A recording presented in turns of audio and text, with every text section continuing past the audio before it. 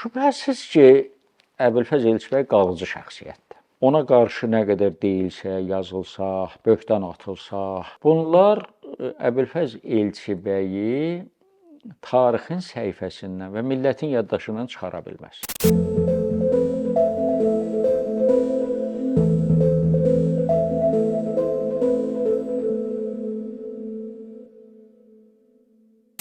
Sovet hökuməti 70 il özünün bütün resursları ilə Məhəmməd Əmin Rəsulzadəyə qarşı mübarizə apardı. İndi də aparır. Amma tarixdən çıxara bilmirlər ki, bunların Rəsulzadəyə münasibətinin kökündə o dayanır ki, Rəsulzadə Əliyevlərin tarixdə oturuşmasına mane olan şəxsiyyətdir. Dünyada tarix Herodotdan başladığı kimi bunlar hesab eləyirlər, Azərbaycanda tarix Heydər Əliyevdən başlamalıdır. Və bu da düz gəlmir. Rəsulzadə var və bunu neynəmək olar? Sosial şəbəkədə geniş imkan açdı. İnsanlar öz rəğbətini bildirir. Rəsulzadənin milli və mənəvi ömrü ona qarşı mübarizə aparanların siyasi ömründən çox uzun oldu. Rəsulzadəyə qarşı mübarizə aparanların adı heç tarixdə qalmadı, heç özləri də bilinmir ki, hardadılar. Amma Rəsulzadə qaldı da, Rəsulzadə yaşayır. Əbülfəz Elçibəyin tarix səhnəsinə çıxması da təxminən Rəsulzadənin bu mənəvi ömrünün davamı idi. Və Elçibəyin böyüklüyü də bundadır. Əlbəttə, mənim Elçibəyə münasibətimdə müəyyən subyektiv amillər ola bilər. Tələbəlik devrindən tanımışam, sonrakı dövrlərdə çox yaxın münasibətlərimiz olub. Elçibəyin məhkəmə prosesində iştirak eləmişəm. Biz ilk dəfə olaraq həbs olunan adamın Sovet məhkəməsində özün bu qədər sərbəst aparması, aman diləməməsi və rejimə qarşı bu qədər cəsarətlə çıxış eləməsi biz o məhkəmə prosesində gördük də və yer gəlmişkən deyim ki, mən indiki məhkəmələrlə müqayisə eləyəndə həmişə məni gülmək tutur ki, indi o həmin məhkəmə indi ağır cinayətlər məhkəməsidir. O vaxtda ali məhkəmə idi. Biz yığışmışdıq tələbələr, çoxlu adam yığışmışdı məhkəmənin qabağına və hamı məhkəmədə iştirak eləyirdi. Səhv eləmirəmsə, o vaxtda Ali Məhkəmənin sədri Abdullah İbrahimov idi. Çox maraqlı adam idi, gözəl hüquqşünas idi. Məhkəmədən çıxdılar, oraya toplaşanlardan tələbəli, müəllimli 5 nəfər dəvət elədilər. Dedilər, gəlin baxın zallara, hansını böyük hesab eləyirsiniz, orada keçirdək məhkəməni. Sovet devrində. Və baxdılar o birinci mərtəbəyə, qəbul eləmədilər. Çıxdılar ikinci mərtəbədə Ali Məhkəmənin kollegiya zalı var idi. Və bütün Sovet idarələrində olduğu kimi orada da qırmızı kreslolar var idi, geniş zal idi. Belə qərar qəbul edildi ki, məhkəmə orada keçirilsin və Əbülfəz Elçibəyin məhkəməsi orada keçirildi. Və biz də həmin prosesdə iştirak etdik. Və məhkəmədə o devirdə xalq iclasçıları deyilən bir sağdış, solduş olurdu. İndi universitetin professorları güya Əbülfəz bəyə kömək eləmək istəyirdi. Yəni o demişdi ki, Sovet İttifaqında istismar var, Sovet İttifaqında xalqların haqqı tanınmır, millətlər əzilir, Rus şovinizmi var, hamısına da misallar göstərirdi. Cəmiyyətdə qeyri-bərabərlik var, ədalətsizlik var və bizim o sağdış, solduş olan professorlar güya Əbülfəz bəyə kömək eləməkdən ötürü ona deyirdilər ki, Əbülfəz müəllim, yəqin ki, siz bunun səhv olduğunu bilməmişsiniz də, demişsiniz bunu. Bu da deyir, yox, mən bilirdim bu cinayətdir. Bunu demək olmaz. Amma bu mənim fikrimdir. Mən bunu deyirdim. Məsələn, tələbələr vardı ki, Əbülfəz bəy əleyhinə ifadələr almışdılar KGB-də. Həmin tələbələrdən bir neçəsi çıxdı, tribunada ifadəsini dandı. Dedi ki, bunu məndən zorla alıblar. Adın da dedi ki, KGB-də filan kəs bunu mənə zor tətbiq etməklə alıbdı. Onda məhkəmə prokuror deyəndə ki, indi məsələn Mayor Əliyev burada yoxdur, o da tribunadan düşdü, onda hesab eləyə mən də yoxam burada. Yəni belə bir zad var idi. Əbülfəz bəy həmin məhkəmə prosesi ilə Sovet məhkəməsinin xofunu sındırdı. Bu maraqlı bir nəticə idi. Əbülfəz bəyə demək olmur ki, bu rüşvətxordur. Əbülfəz bəy haqqında demək olmur ki, bu korrupsionerdir.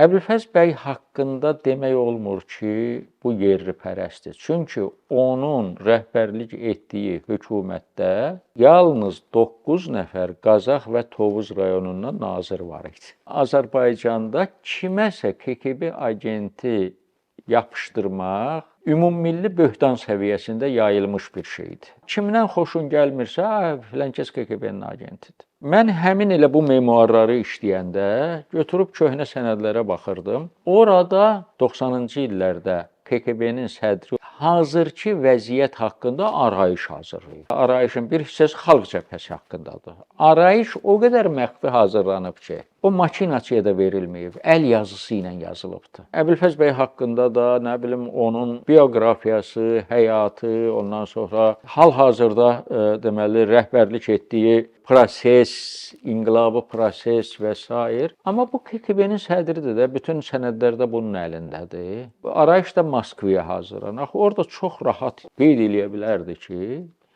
bu bizim KGB-nin vaxtilə agenti olub. Bunu bu mütləq orada qeyd eləyərdi. Çünki bu xidməti istifadə üçün məlumat hazırlanırdı. Bir Rus KGB-sinin arxivlərə baxan bir yüksək rütbəli işçisi vardı, Mitroxin. Mitroxin KGB-nin agentura şəbəkəsinin böyük bir hissəsini verib Konqresin kitabxanasına. Orada həmin o agentura şəbəkəsində xeyli Azərbaycanla bağlı da adlar var. Ad, familiya da var, qabağında ləqəbi də var. Sizin də tanıdıqlarınızdan var, mənim də tanıdıqlarımdan var. Şübhəsiz ki, Elçi bəyin sənədləri KGB-də olmalıdır. Bir var agent kimi sənəd olsun. Bir də var ki, tutalım deyək ki, Sovet devrində xaricə göndərilən, istənilən adam sənədləri KGB-də yoxlanılırdı da. Və yaxud da ki, heç xaricə getməsin. Azərbaycanda, Moskvada, nə bilim, Daşkənddə perspektivli alimlərin hamısının qovluğu var idi KGB-nin. Heç o alimlərin özlərinin xəbəri yox idi ki, onların orada qovluğu var. Kimsə kiminsə qovluğunun birinci səhifəsinin fotokopiyasını çıxardır, şantaj eləyir ki, filankəs KGB-nin agenti olub. Amma onun içində nə var? Bir anlığa siz təsəvvür edin də, Elçi bəyə qarşı bu qədər kampaniya aparıb Əliyevlər. Əgər onun qeyd etdiyiniz bu agent söhbəti olsaydı, bunlar böyük məmnuniyyətlə açardılar. Azərbaycanda KGB-nin sədri haqqında bir şey deyə bilmirlər. Amma agent haqqında başlayırlar ittiham eləməyə ki, ay balam, bu Heydər Əliyev 26 il KGB-də işləyib, şöbə rəisi də olub, kəşfiyyata da rəhbərlik edib, əks kəşfiyyata da rəhbərlik edib, dini də təqib eləyib, milli oyanışa qarşı da mübarizə aparıb, KGB-nin mavini də olub, sədri də olub. Deməli, Heydər Əliyevin rəhbərlik elədiyi KGB yaxşıdır, millidir, amma agentlər yaramazdır. Belə yanaşma olmaz. Tamamilə mənasız söhbətdir və bu həm də dəlilsizlikdən irəli gəlir. Əbülfəz bəy Kələkiyə gedəndən sonra mən çox az adamlardanam ki, mən aylarla Əbülfəz bəyin yanında olmuşam. Bizim orada keçmişdən başlamış müasir hadisələrə qədər çox söhbətlərimiz olub. Millətin haqqı və hüququndan başqa Əbülfəz bəyin ayrı bir idealı yox idi. Bu fenomenal bir adam idi. Vaxtilə Əbülfəz bəyi Güney Azərbaycan məsələsində tənqid eləyənlər sonra dedilər ki, biz 40 milyonluq Azərbaycanın prezidentiyik. Əbülfəz bəy 1 il rəhbərlik elədi. Onun həyatı bizim gözümüzün qabağında olubdu. Millət malına, dövlət malına, dövlət müddəsinə adam göz bəbəyi kimi baxıbdı. Bütün bu şeylərə biraz insafla yanaşmaq lazımdır. İdeya əleyhdarların başa düşürəm. Amma mənə ən çox təəccüblü gələn Əbülfəz bəy ilk dəfə o proqramı başladı ki, Azərbaycanın istedadlı gənclərin təhsil almaq üçün Türkiyəyə göndərdi. Artıq xeyli müddətdə Əbülfəz bəy devriləndən sonra hətta o gənclərin müəyyən hissəsi Əbülfəz bəy haqqında tamamilə əsassız, böhtan xarakterli, şər xarakterli şeylər danışmağa başladılar. Əbülfəz bəy tarixdə iz qoyan adamdır. Bax bu test sistemi var.